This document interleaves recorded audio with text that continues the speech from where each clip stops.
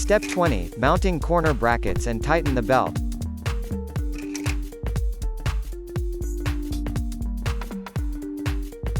Mount the corner bracket with the logo on the front outer corners. Move the front belt tightening sliders until they touch the corner bracket with the logo and tighten them. If it is not possible to pull the belt tightening sliders up to the corner brackets with the logo, pull them as far as possible and tighten them.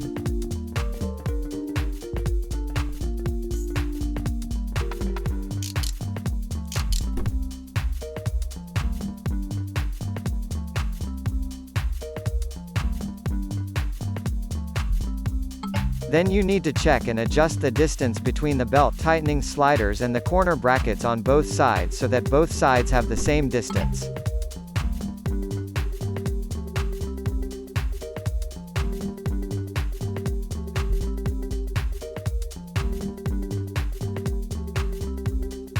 To tighten the belt, use the 8mm rod. Place the rod inside the belt and push it downwards into the belt tightener.